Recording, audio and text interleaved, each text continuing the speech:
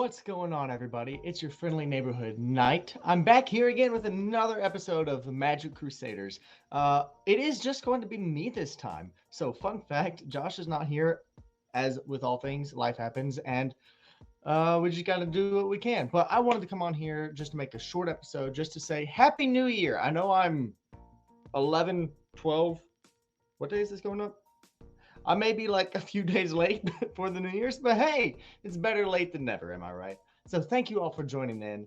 I just want to say Happy New Year. I'm very excited for this next year. I know Josh and I are going to try to plan on getting recordings out more often, trying to get more content out to you guys. I'm going to be starting another video channel called the Knights Declassified Magic Survival Guide. So definitely keep an eye out there. It's going to be a lot of stuff. It's going to be talking about how to play the game, so to speak, introducing rules and the basic necessities and understandings of how to play Magic the Gathering. So keep an eye out for that. It's going to be really cool. Also, we're going to be doing a giveaway shortly, so keep an eye out for that. We happen to have in our possession a couple extra secret layers that I know I am personally in love with. So I'm super excited. It's going to be in the works. But it wouldn't be a Magic Crusaders episode if I didn't at least talk about some kind of magic, boys. Boyos, I had to talk about something. So, as we all know, anybody who's in the Magic the Gathering community knows that a new set is coming out called All Hail Phyrexia. I believe that's what it's called. Hold on, let me actually fact check myself, making sure I'm not being a doofus and saying the wrong name. I'm like 100% confident it's called All Hail Phyrexia. I was wrong. It's Phyrexia. All will be one. I was close. I was within the same vein, but there was one card in particular that I had to talk about because I saw it, I read it, and it blew my mind. It's a recurring character, a character that we've seen twice beforehand. Uh, he was a fantastic character before, very powerful commander, especially in Simic colors, which for those who don't know, Simic is blue and green. Let me see if I can pull this up. Come on, load. Thank you very much. So the very first time we saw him printed, he was a mono green commander, and he was tribal elves, right? Tribal elves. Who am I talking about? I guess I should go ahead and spoil the name. I am talking about Ezuri. Ezuri was recently spoiled that he is making a comeback. And Ezuri, Renegade Leader, was the original printing, is 1 green, and you can pay a green, regenerate target elf, and then pay 2 and 3 green. Elf creatures you control get +3/+3 and trample until end of turn. So elf tribal, a very strong elf tribal commander. And then when we saw him return, he was Ezuri, Claw of Progress. And he was a powerhouse commander for a long time for the Simic community. Whenever a creature with power 2 or less enters the battlefield under your control, you get an experience counter. And at the beginning of combat on your turn, put X +1/+1 counters on target creature you control, where X is the number of experience counters you have. So it can be any bear. We call them bears because bears are usually 2 power and toughness, 2/2s for 2. So you play bears, or like a powerful card that released not too long ago is Skeet Swarm, where whenever a land enters the battlefield, create an insect token. But if you have 6 or more lands, create a copy of Skeet Swarm. And so you just poop out a bunch of lands, and suddenly you have a massive army and get a huge amount of experience counters onto Ezuri, and just not only is it a very good out-wide strategy, but it's very good. I don't want to say Voltron, but it's very good for beefing up one creature and hitting you very hard. And I'm like really excited for this, and I'm actually going to show it on screen. So here he is. This is Ezuri, Stalker of Spheres. And I don't know exactly what spheres are yet. I think it has something to do with lands, because there is something. There is another reference to spheres on another card. Like I said, I don't remember exactly what it says. I'm sure if I look, I can probably find it. I think it was on a land, maybe.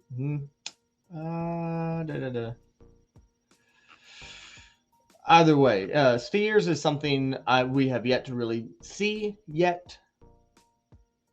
Nope, that wasn't it. So that's going to be something that's coming up and coming and newly introduced, unless it was something that was released a while back and is making a comeback that I don't know about that started before I started playing. But either way, when Azuri Stalker of Spheres enters the battlefield, you may pay 3. If you do, proliferate twice. Whenever you proliferate, draw a card.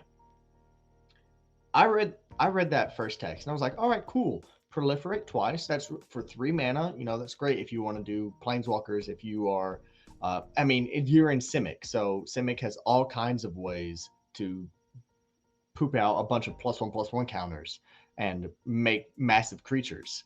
But that, whenever you proliferate, draw a card. If Simic didn't have enough ways to draw cards, we see commanders like AC, Tyrant of Gyre Straits. Whenever a land enters the battlefield under your control, draw a card, and you may play an additional land per turn. So, or for each one of your turns.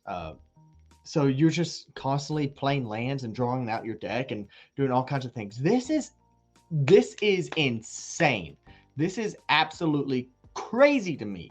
And I went ahead and pulled up I'll go ahead and pull Azuri off and I'll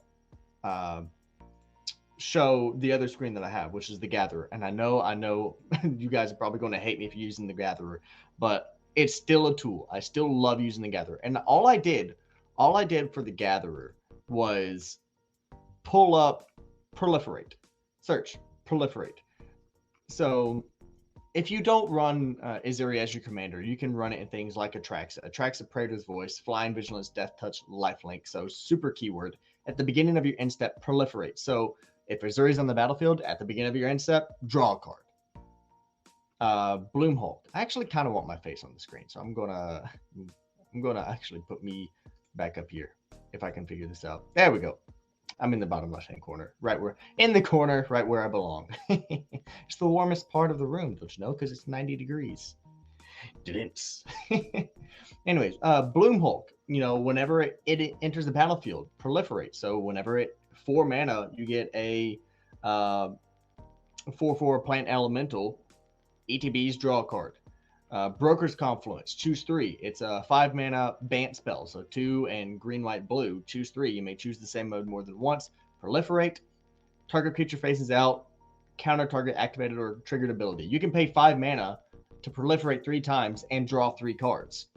I'm not going to talk about the Carnival Elephant Meteor because it's not legal in Commander. Contagion Clasp. When it enters the battlefield, put a -1/-1 counter on target creature, and then you can pay 4 and proliferate. So pay 4, draw a card. Pay 4, draw a card. Contagion Engine. Pay 4, draw 2 cards. Pay 4, draw or rather, it's technically pay 4, draw a card, then draw another card because it's proliferate, then proliferate again. But a Contentious Plan. Just proliferate, draw a card. So Contentious Plan becomes pay 2 mana, draw 2 cards. Core Prowler. It has Infect, which I'm so excited about this set, guys, because Infect is making a pseudo comeback. It's toxic now, so instead of Infect, because Infect, the difference is that when a creature with Infect deals damage to another creature, that creature gets that many -1/-1 counters, and then if it does damage to a player, it gets Infect counters, or they get Infect counters. Whereas with Toxic, it only counts the damage dealt to players. If a creature with Toxic deals damage to another creature, it just deals damage. It doesn't do any counters shenanigans. But when Core Prowler dies, proliferate. Where there was one, Fuel for the Cause. Counter target spell, draw a card, proliferate. It's an absolute powerhouse. It really, really is. I had to take a moment and talk about it because of how excited it made me. It really, really did. I'm going to bring it back up just one more time. Just one more time, because look at it. Beautiful card. Beautiful card. But I'm excited about it. I'm definitely already brewing things. Just getting the old cogwheels a turning, so to speak, and figuring out how many things you can do with this, because you can go with +1/+1 counters. You can go in Infect because green and blue has really good infect creatures. You can go with planeswalkers. You can go in green blue planeswalkers. It's a really, really cool card, and I think it will definitely be a powerhouse when it is released. And another one, Inexorable Tide is another card that I absolutely love. I never really get a chance to play it, but it's 3 and a blue enchantment. Whenever you cast a spell, proliferate. Just whenever you cast a spell, proliferate. It's great. And then oh my god. Let's see, you don't even have to do like +1/+1 counters. If you have like an Ozolith on the battlefield, whatever counters are on it, you just it's nuts. I love it. And then you draw that many cards whenever you proliferate. Oh, sorry, I'm gushing. I really am. But that's all I wanted to take time to say is Happy New Year. Definitely keep an eye out on the Magic Crusaders channel. Oh, excuse me as I choke up.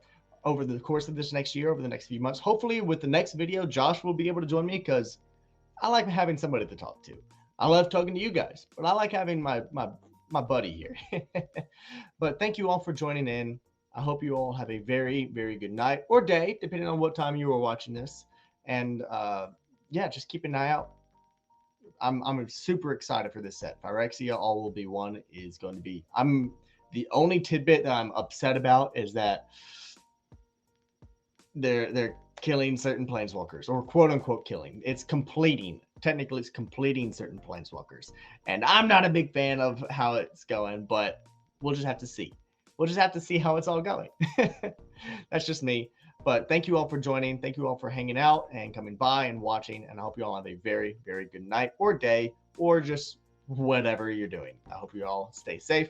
And until next time, this is Nightlight 95 tapping out. We'll catch you around. Bye-bye. Visit undercovercapes.com for the latest and greatest podcasts via the Undercover Capes Podcast Network. Also visit our parent company website, comiccrusaders.com, all about comic pop culture.